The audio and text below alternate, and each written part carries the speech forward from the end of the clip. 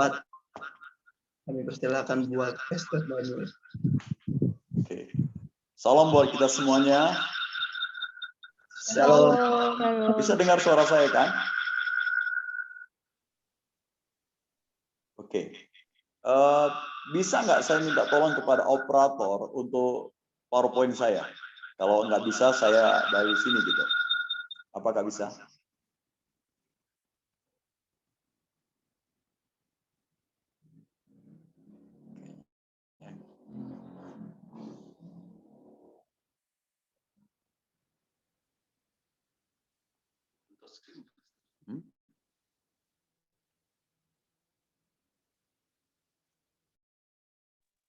Tester udah dijadikan co-host, disilakan untuk men-share screen tester.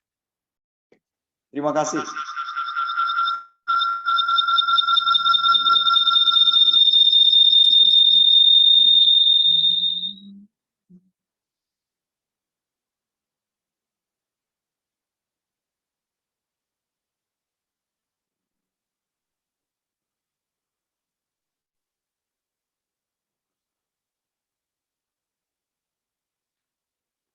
Sudah. Oke, salam sekali lagi buat kita semuanya. Shalom. Oke, terima kasih buat waktu yang diberikan buat saya. Saya sangat mengapresiasi anak-anak kami, putra-putri yang kuliah di Bangka Belitung. Mungkin banyak di antara kita yang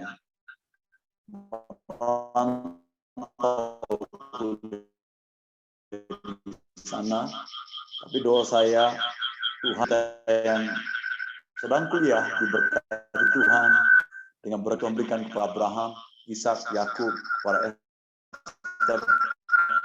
Dalam berkat itu dicurahkan. Amin. Hari ini judul firman Tuhan yang saya mau sampaikan adalah The Power of Worship, seperti yang disampaikan oleh Berkatis Torus, yaitu pengurus LKM Bangka Belitung kepada saya. Biarlah firman ini akan memberkati kita semuanya pada pagi hari ini. Itu diambil dari Lukas 4 ayat 43 sampai 48. Demikianlah firman Tuhan.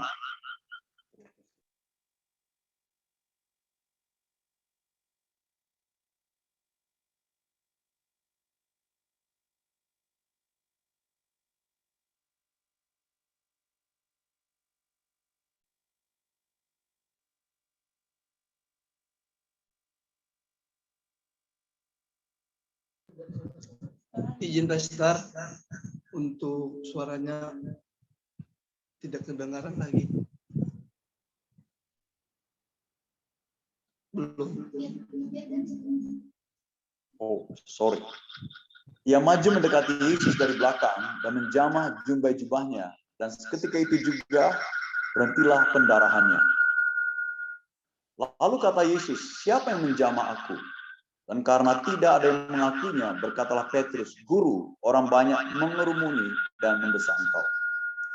Tapi Yesus berkata, ada seorang yang menjamah aku, sebab aku merasa ada kuasa keluar dari diriku. Ketika perempuan itu melihat bahwa perbuatannya itu ketahuan, dia datang dengan gemetar, tersungkur di depannya, dan menceritakan kepada orang banyak apa sebabnya ia menjamah dia, dan bahwa ia seketika itu juga menjadi sembuh. Maka katanya kepada perempuan itu, hai anakku, imanmu telah menyelamatkan engkau. Pergilah dengan selamat. Berdoa. Tuhan berkati kami pada pagi hari ini, biarlah melalui penyampaian firman Tuhan, melalui online, Zoom, Tuhan Engkau memberkati kami, memberkati khususnya anak-anak kami yang kuliah di Bangka Belitung. Engkau memberkati mereka menjadi kepala, bukan menjadi ekor. Aku berdoa Tuhan, terang kasih-Mu atas anak-anak ini yang sedang kuliah, sertai mereka yang bersyukur, yang berdoa di dalam nama Tuhan Yesus. Amin. Oke, saudaraku yang dikasih Tuhan, mahasiswa Bangka Belitung, kita lihat dalam kisah perempuan ini, hidupnya sangat menderita sekali. Alkitab mencatat dia sudah 12 tahun pendarahan. Mohon maaf. Pastor join Zoom 2 ya, Pastor. Soalnya yang satunya speakernya kedengaran, jadi ke kaminya berdengung gitu, Pastor. Jadi kalau boleh, Pastor, satu Zoom yang join itu satunya dikecilin aja speakernya, Pastor, atau dimatikan gitu.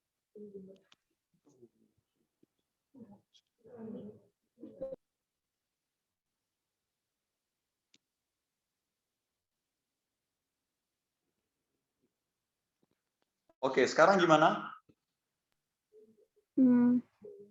Coba. Udah lebih baik? Oh, sudah, Pastor. Oke, terima kasih ya. Sorry, sana-sini ada gangguan penerangan. Mohon dimaafkan. Boleh saya lanjut? Silakan. Oke, terima kasih. Oke, sekarang kita lihat wanita ini cukup menderita selama 12 tahun. Tentu ya wanita lebih tahu sekali bagaimana rasanya pendarahan. Saya ada kalanya tensi saya turun. Saya ada kalanya rendah darah. Untuk rendah darah aja rasanya saya sudah lemas, capek, dan nggak berdaya. Bayangkan wanita ini 12 tahun pendarahan. Kalau kita mencatat segala sesuatu yang ada dalam hidupnya habis. Dan firman Tuhan katakan keadaan hidupnya semakin memburuk. Keadaan hidupnya semakin memburuk.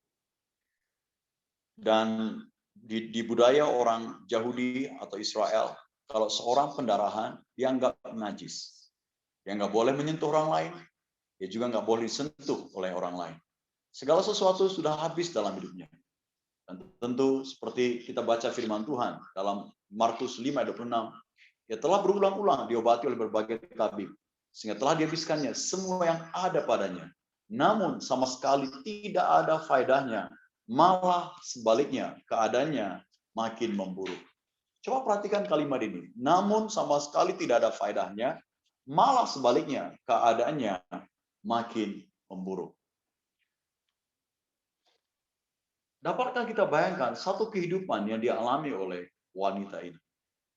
Mungkin saya nggak tahu berapa di antara kita punya pengalaman seperti wanita ini. Mungkin saya berpikir belum tentu ada di antara kita punya pengalaman seperti wanita ini.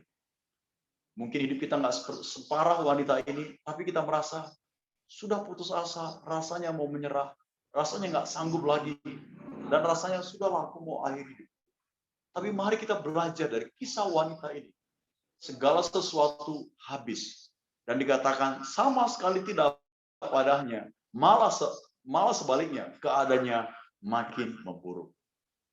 Tapi kita lihat dalam hidup wanita ini, di tengah keadaan yang makin memburuk, makin menderita, yang sangat lemah sekali, berada pada titik terendah, apa yang dia lakukan? Mata hatinya tertuju pada janji firman Tuhan di tengah keadaan yang semakin memburuk. Saudaraku, mahasiswa yang dikasih Tuhan, saya dorong kita semuanya. Dalam hidup ini, nggak bisa dipungkiri. Saya nggak tahu keadaan buruk apa yang sedang kita alami. Apakah keadaan buruk orang tua kita sedang buruk dalam rumah tangga?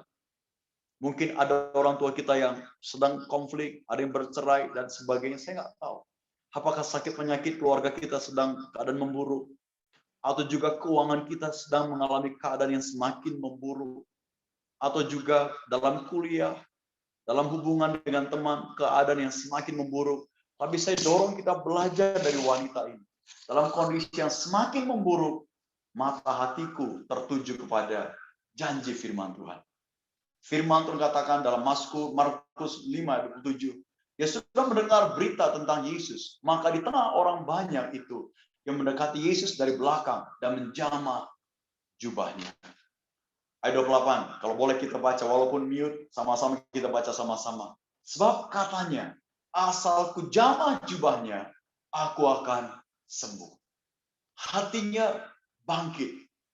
Sebab firman katakan dia sudah mendengar berita tentang Yesus. Berarti saya nggak tahu berapa lama wanita ini mendengar berita tentang Tuhan Yesus. Imannya bangkit. Pengharapannya bangkit. Siapakah Yesus? Yesus adalah firman Allah yang hidup. Saya beri hidup untuk Tuhan di tahun 1999. Saya bersyukur sekali dipanggil oleh Tuhan.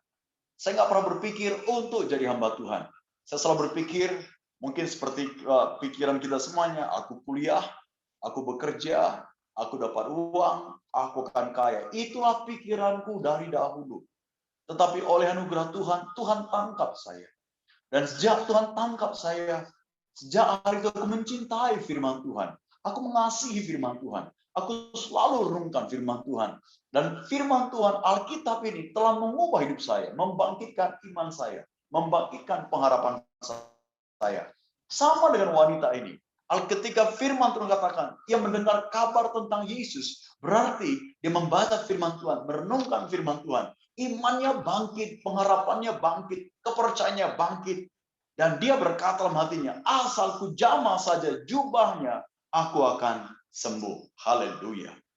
Menyembah Tuhan berarti mata hati tertuju kepada janji firman Tuhan. Menyembah Tuhan bukan sebatas kita nyanyi.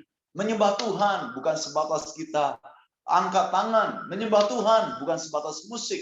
Menyembah Tuhan bukan sebatas kita sujud berdoa. Tapi yang terutama menyembah Tuhan adalah ketika mata hati kita tertuju kepada janji firman Tuhan, mulai dari Kejadian sampai Wahyu.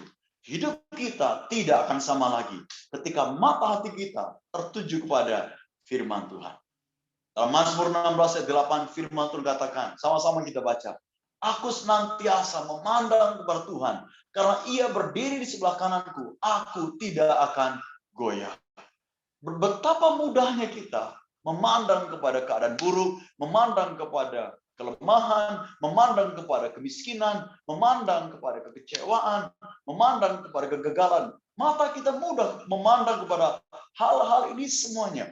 Tetapi pemazmur berkata, aku senantiasa memandang kepada Tuhan. Wanita ini saya nggak tahu, mungkin bertahun-tahun dia memandang kepada keadaannya, sakit penyakitnya, keuangannya, orang-orang meninggalkan dia, situasinya. Tentu imannya makin lemah, makin sedih. Tapi pada satu poin, dia sungguh-sungguh berbalik kepada Tuhan. Di tengah keadaan yang buruk, dia mencari Tuhan, dia menyembah Tuhan, dia memandang kepada Tuhan. Hidupnya tidak sama lagi. Saya nggak tahu apa menjadi tangisan kita di kuliah, di perantauan, di Bangka Belitung. Mungkin ada kalanya kita mengalami seperti ketidakadilan, kita mengalami seperti kok pilih kasih yang kualami. Tapi hari ini apapun tangisan, apapun keburukan yang sedang kita alami sebagai mahasiswa, saya mau dorong kita seperti pemazmur, seperti wanita ini. Aku senantiasa memandang kepada Tuhan. Memandang kepada Tuhan berarti memandang kepada janji firman Tuhan. Mazmur 77:12 firman Tuhan katakan, sama-sama kita baca 3-2 ya. Aku hendak mengingat perbuatan-perbuatan Tuhan. Ya, aku hendak mengingat keajaiban-keajaiban-Mu dari zaman purbakala. Siapakah yang menuliskan ini? Kalau saya nggak salah, Mazmur Daud. Kalau nggak salah, Daud. Siapakah Daud? Daud mengalami hidup dari satu keburukan demi keburukan demi keburukan. Tapi dalam semua keburukan yang dialami oleh Daud, Daud suka merenungkan firman Tuhan. Saya dorong kita sebagai mahasiswa, biarlah kita seperti Daud katakan, yang kesukaannya adalah Taurat Tuhan, dan merenungkan Taurat itu siang dan malam. Aku hendak mengingat perbuatan-perbuatan Tuhan. Dari mana aku bisa ingat perbuatan Tuhan? Dari firman Tuhan. Aku hendak mengingat keajaiban-Mu dari zaman purbakala. Dari mana? Dari firman Tuhan. Ketika kita baca kitab ini, kita akan temukan firman Tuhan. Laut Tebrau dibelah dua. Iman kita akan dibangkitkan. Ketika kita baca firman Tuhan, Tuhan memberikan 10 tulah bagi orang Mesir. Iman kita dibangkitkan. Ketika kita membaca firman Tuhan, dalam firman Tuhan ada tercatat mana turun dari sorga. Ada tiang awan, ada tiang api. Iman kita dibangkitkan. Waktu kita baca firman Tuhan, kita akan temukan di sana. Tuhan memberi makan orang lebih 5.000 orang dengan 2 ekor ikan, 5 ketul roti. Ketika kita membaca itu, iman kita dibangkitkan. Ketika kita membaca firman Tuhan, orang-orang di Alkitab, Daud orang tertolak, Esther yatim piatu, Siapa lagi? Jabez, orang yang hidup dalam duka cita. Kemudian Yusuf hidup dalam satu penderitaan demi penderitaan. Yefta yang disebut anak sundal. Tapi orang-orang ini menjadi orang-orang yang luar biasa. Karena hati mereka tertuju kepada firman Tuhan. Karena mereka senantiasa mengingat perbuatan-perbuatan firman Tuhan. Haleluya. Iman dan keberanian wanita ini bangkit ketika mata hatinya tertuju kepada Tuhan. Saya nggak tahu kondisi apa yang sedang kita alami. Tangisan apa yang sedang kita alami. Keburukan apa yang sedang kita alami. Tapi saya percaya, sekalipun situasi kita nggak berubah saat ini, belum berubah saat ini. Tapi saya percaya waktu hati kita menyembah Tuhan, tertuju kepada Tuhan, di tengah keadaan yang sangat sulit sekalipun, saya percaya iman dan keberanian saudara bangkit ketika mata hati kita tertuju kepada Tuhan. Hal yang terpenting dalam hidup ini bukan kesembuhan, bukan kekayaan, bukan kecerdasan. Hal yang terpenting dalam hidup kita adalah iman kita mengalami kebangkitan. Iman dan keberanian kita bangkit di tengah keadaan yang sangat sulit. Kemudian apa yang dilakukan oleh wanita ini? Apa kata firman Tuhan tadi? Asal ku jamah jubahnya, aku akan sembuh. Sekali lagi, wanita yang dikatakan dalam kondisi yang sulit, dalam kondisi berdarah-darah, dalam kondisi yang lemah, dalam kondisi najis, dalam kondisi terbuang, dalam kondisi miskin. Saya boleh katakan wanita ini sungguh-sungguh berada pada titik terendah, titik terlemah, titik termiskin. Tapi dalam kondisi itu dia berkata, asal ku jamah jubahnya, aku akan sembuh. Haleluya. Betapa luar biasanya iman wanita ini. Bagi saya wanita ini sebenarnya dia sudah mengalami kesembuhan sebelum dia menjamah jubah Tuhan Yesus. Ada apa dengan jubah Tuhan Yesus? Sekali lagi, jubah adalah tanda dari janji firman Tuhan. Dalam Bilangan 15 ayat 30-40, Tuhan berfirman kepada Musa, berbicara kepada orang Israel dan katakanlah pada mereka, bahwa mereka harus membuat jumbai pada punca baju mereka. Turun-temurun dan dalam jumbai punca itu, haruslah dibubuh benang ungu kebiru-biruan. Maka jumbai itu akan mengingatkan kamu apabila kamu melihatnya kepada segala perintah Tuhan. Sehingga kamu melakukannya dan tidak lagi menuruti hatimu atau matamu sendiri. Seperti biasa kamu perbuat dalam ketidaksetiaanmu terhadap Tuhan. Maksudnya, supaya kamu mengingat dan melakukan segala perintahku dan menjadi kudus bagi Allahmu. Haleluya. Apa itu jumbai? Ayat 39 menjawab, maka jumbai itu akan mengingatkan kamu apabila kamu melihatnya kepada segala perintah Tuhan. Di mana perintah Tuhan? Sederhana, Alkitab ini, seluruh Alkitab ini adalah perintah Tuhan. Mulai dari Kejadian sampai Wahyu. Dan ayat 40 dikatakan, maksudnya supaya kamu mengingat, supaya kita mengingat, bukan hanya mengingat, melakukan segala perintah Tuhan dan menjadi kudus bagi Allah. Saudaraku yang dikasih Tuhan, kalau saya nggak salah, orang Israel, khususnya laki-laki, sampai hari ini mereka pakai jubah, dan ada baju mereka, dan di ujung baju mereka ada jumbai-jumbai yang warnanya keunguan, kebiruan seperti itu. Itu mengingatkan mereka akan firman Tuhan, akan janji Tuhan. Berarti wanita ini ketika dia lihat kepada Yesus Kristus, jubah Yesus, dia lihat kepada jumbai. Dalam jumbai itu apa? Firman Tuhan. Sekali lagi, jumbai itu mengingatkan firman Tuhan kepada wanita ini. Menyembah Tuhan di tengah keadaan yang semakin memburuk. Wanita ini mengambil langkah untuk menyembah Tuhan, menyentuh jubah Tuhan di tengah keadaan yang semakin memburuk. Dia sudah mendengar berita tentang Yesus, maka di tengah orang banyak itu dia mendekati Yesus dari belakang dan menjamah jubahnya. Saya selalu pikirkan, renungkan hal ini. Hal ini tidak mudah. Sedangkan jalan saja dia sudah nggak sanggup secara manusiawi. Dan waktu itu yang ada bersama dengan Yesus berduyun-duyun banyak orang. Dan mungkin waktu dia berangkat dari rumah, dia mungkin katakan kepada saudaranya, Dia katakan, aku hari ini pergi menjumpai Yesus.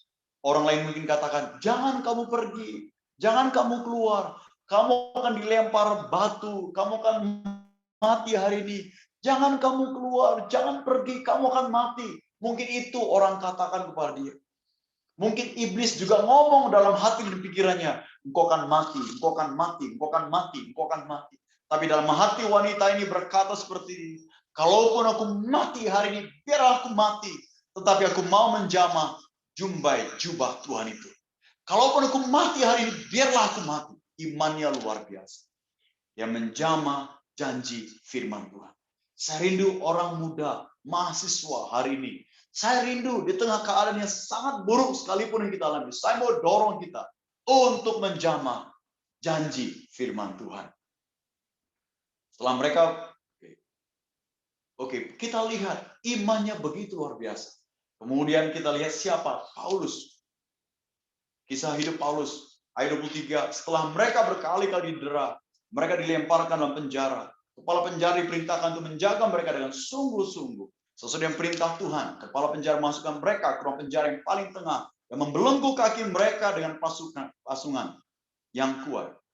Ayat 25. Tetapi kira-kira tengah malam, Paulus dan Silas berdoa dan menyanyikan puji-pujian kepada Allah. Dan orang-orang hukum lainnya mendengarkan mereka. Haleluya. Ini sesuatu yang luar biasa. Alkitab mencatat Paulus dan Silas sudah didera berkali-kali. Kemudian mereka juga dibelenggu dalam pasukan yang kuat. Ditaruhkan ke ruang penjara yang paling tengah. Tahukah kita umumnya kalau kita kesakitan, kalau ada luka pada badan kita, itu kapan paling sakit? Tengah malam. Sakit sekali. Tetapi Alkitab mencatat ayat 25. Sama-sama kita baca. Tetapi kira-kira tengah malam, Paulus dan Silas berdoa dan menyanyikan puji-pujian kepada Allah. Dan orang-orang hukum lainnya mendengarkan mereka. Haleluya. Ini iman yang sangat luar biasa. Semua manusia tanpa terkecuali siapapun mereka, dimanapun mereka berada, berapapun income pendapatan mereka, semua manusia nggak luput dari keburukan, nggak luput dari tangisan, nggak luput dari kesakitan. Tapi ada banyak orang ketika mereka kesakitan, ada keburukan, ada luka, ada kecewa, ada keputusasaan mereka alami, mereka lari kemana? Ke Facebook. Mereka lari kemana? Games. Mereka lari kemana? Mungkin cari pacar, mungkin ke mall, mungkin shopping, mungkin nonton YouTube dan sebagainya untuk menyegarkan diri atau juga menyenangkan diri. Mungkin seperti itu.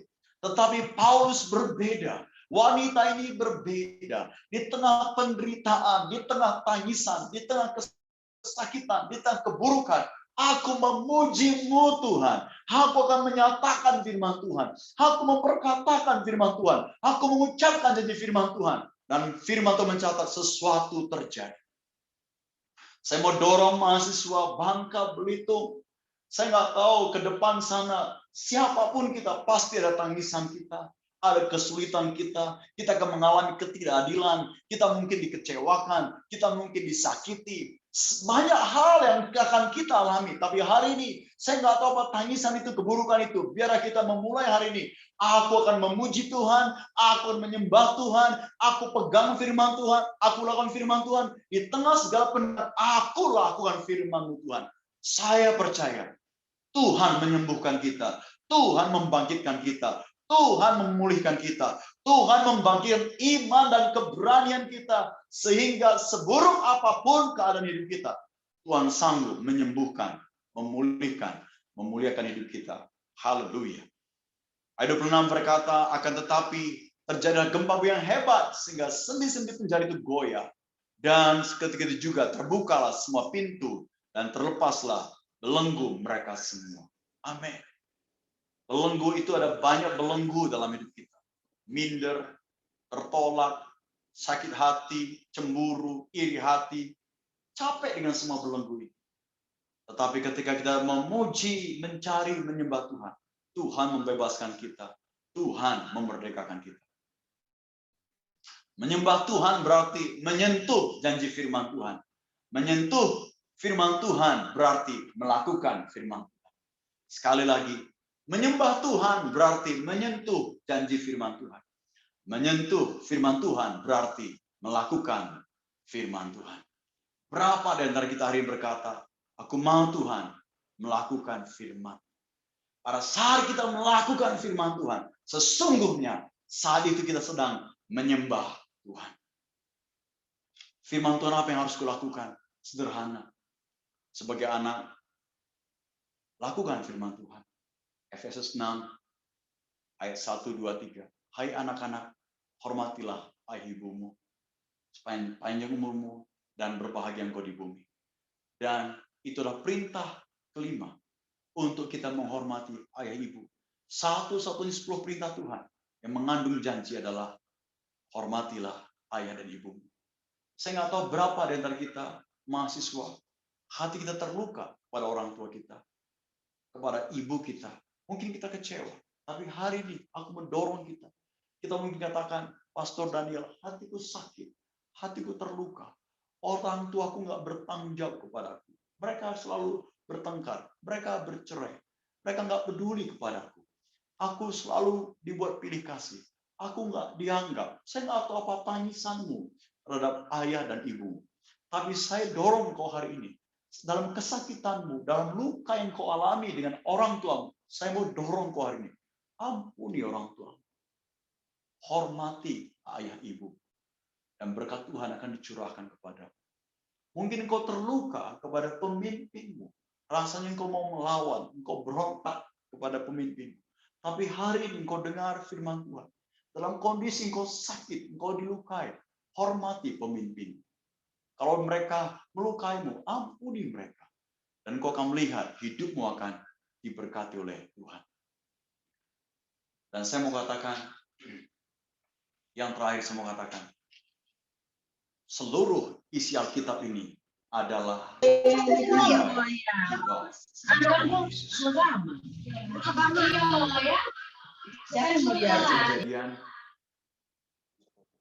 dari kejadian sampai Wahyu.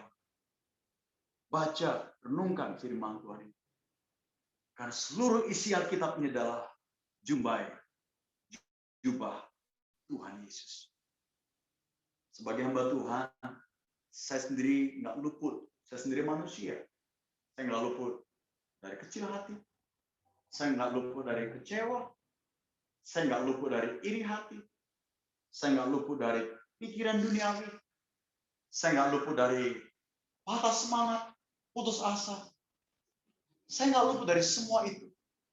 Sungguh saya mau katakan, dalam semua itu, saya mencari Tuhan. Saya renungkan janji firman Tuhan. Isi Alkitab ini adalah jubah Tuhan Yesus. Dalam segala keburukan, dalam segala keterpurukan, dalam segala kekecewaan, kesedihan, kesetihan, dalam segala kekalutan yang aku alami, aku mencari Tuhan. Aku sungguh-sungguh mencari Tuhan. Dan seringkali ketika aku mencari Tuhan, aku mendapat kekuatan baru. Imanku dibangkitkan. Saya mendorongmu, anak-anakku, mahasiswa, Bangka Belitung. Aku mendorong engkau saat ini. Baik engkau saat ini kuliah, mungkin satu hari engkau bekerja, mungkin satu hari engkau berkarir. Semua hal buruk, tangisan, nggak luput dari hidup kita. Tapi saya mau challenge, saya mau dorong kita. Cari Tuhan. Jamah.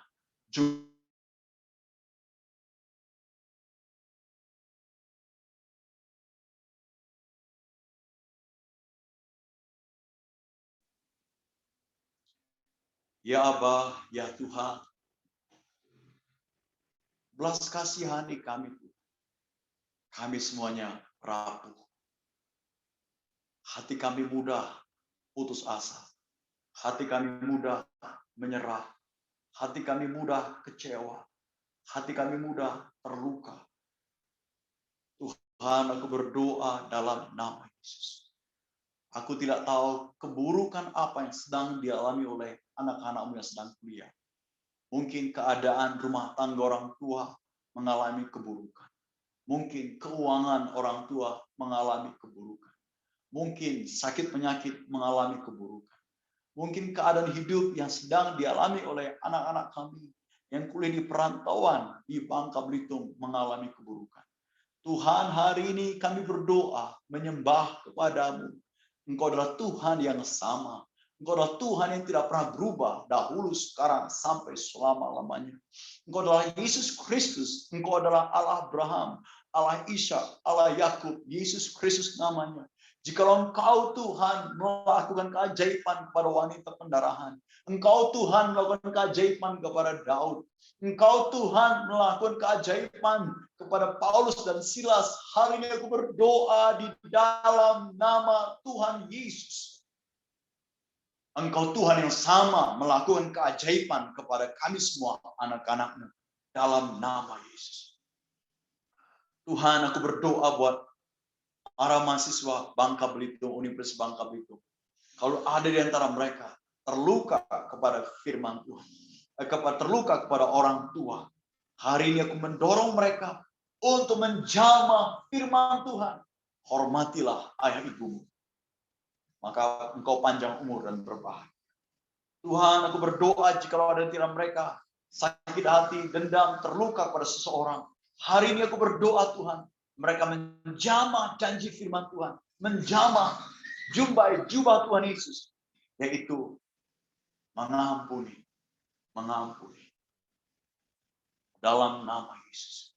Tuhan, kalau aku berdoa, jika hari ini ada di antara para mahasiswa sebagai orang muda, hidup mereka dicemari menjadi najis oleh karena pornografi, oleh karena hal-hal yang cabul, oleh karena hal-hal yang najis. Aku berdoa Tuhan, hari ini darah Yesus menyucikan mereka, menguduskan mereka dari dosa-dosa najis, dosa-dosa cabul, dosa-dosa yang tidak bermoral. Dalam nama Yesus mereka disucikan. Aku berdoa Tuhan, para mahasiswa ini akan mengambil langkah seperti Daniel 1:8 berkata, berketetapan untuk tidak menajiskan diri. Dalam nama Yesus, aku berdoa kepadamu, para mahasiswa Universitas Bangka Belitung, biar engkau mengambil langkah seperti Daniel, berketetapan tidak menajiskan diri. Dan Tuhan memberkati engkau seperti Daniel alami 10 kali lebih cerdas. Dalam nama Yesus. Sekalipun di kelas, di kampus, engkau minoritas, tapi aku berdoa kepadamu, Roh Tuhan ada padamu, hikmat Tuhan ada padamu. Engkau hidup dalam kesucian, engkau hidup dalam kekudusan, engkau hidup dalam ketulusan, engkau hidup dalam kemurnian. Aku berdoa kepadamu, Tuhan memberkati engkau 10 kali lebih cerdas di dalam nama Yesus. Dan hari ini, jikalau ada di antaramu kecanduan dengan rokok, kecanduan dengan game, kecanduan dengan pornografi, atau ada hal yang lain, hari ini engkau dibebaskan, engkau bertobat, engkau dimerdekakan, engkau dipulihkan dalam nama Tuhan Yesus. Sehingga engkau akan menjadi kepala, bukan menjadi ekor. Engkau menjadi berkat, kebanggaan buat orang tua, buat teman-teman, buat dosen, dan Tuhan dipermuliakan. Aku berdoa buat mereka ini semuanya Tuhan. Aku berdoa biarlah mereka akhirnya akan menduduki pintu-pintu gerbang, baik di pemerintahan, dunia pendidikan, dunia usaha, dan yang lainnya Tuhan. Tuhan kau memberkati mereka. Kuduskan mereka, sucikan mereka, khususkan mereka. Aku memberkati mereka dalam nama Tuhan Yesus. Sama-sama katakan, amin. Saya kembalikan kepada worship leader.